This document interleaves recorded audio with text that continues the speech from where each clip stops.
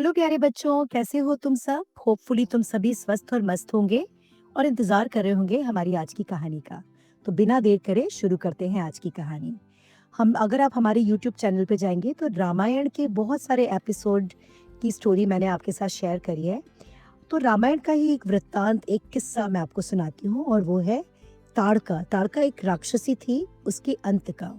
तो चलो शुरू करते हैं ये रामायण की एक छोटी सी कहानी। बहुत समय पहले की बात है।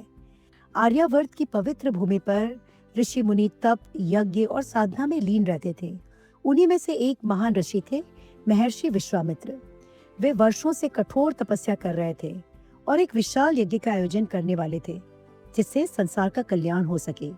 लेकिन इस पवित्र कार्य में एक बहुत बड़ी बाधा थी और वो थी राक्षसी ताड़का। ताड़का कभी एक साधारण स्त्री नहीं थी। वह असुर सुकेतु की पत्नी थी और उसके पास अपार शक्ति थी। अपने पति की मृत्यु के बाद वह क्रोध, प्रतिशोध और अहंकार से भर गई। उसने तपस्वियों से घृणा करना शुरू कर दिया और जंगलों में आतंक मचाना शुरू कर दिया।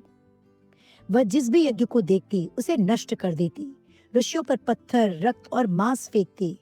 उसके डर से जंगल उजड़ने लगे, पशु भाग गए और साधु संत भी भयभीत हो गए, डर से घबराने लगे।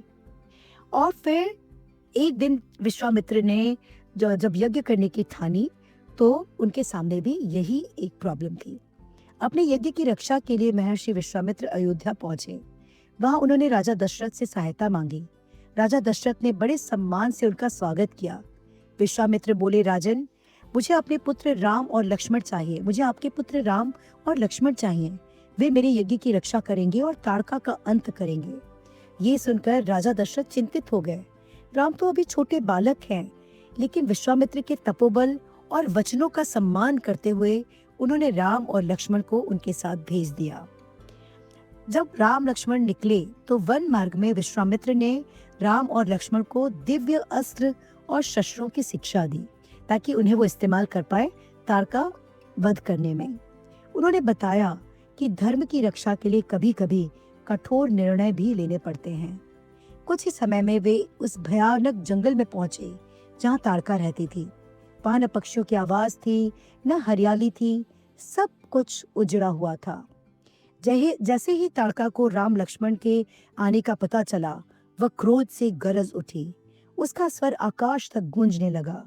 वह विशाल, भयानक और अत्यंत क्रूर थी। राम ने पहले उसे चेतावनी दी, हे ताड़का, यह भूमि तपस्वियों की है।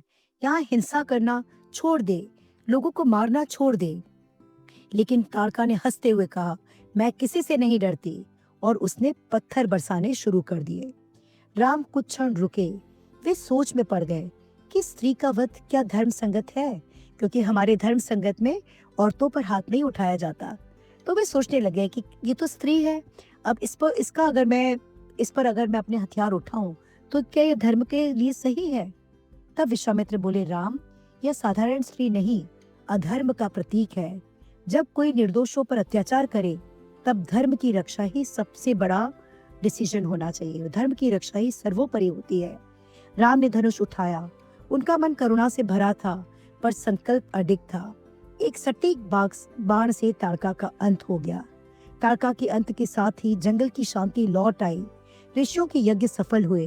प्रकृति फिर मुस्कुराने लगी। चहचहाते पंछी फिर से लौट आए। विश्वामित्र ने राम को आशीर्वाद दिया और कहा, आज तुमने सिद्ध कर दिया कि सच्चा धर्म साहस, करुणा और न्याय का संतुलन है। यहीं से भगवान राम की धर्म रक्षक यात्रा शुरू हुई।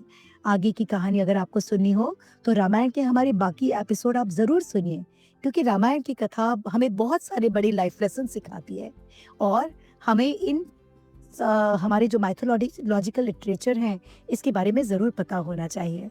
तो यही थी हमारी कहानी। इस स्टोरी को अपने friends, relatives, neighbours, cousins, school friends सबके साथ शेयर करना मत भूलना। हमारे चैनल को झटपट सब्सक्राइब कर लेना। कल मिलते हैं फिर से एक नई स्टोरी के साथ। तब तक के लिए ढेर सारी ब्लेसिंग्स के साथ। Bye bye, take care, lots of blessings.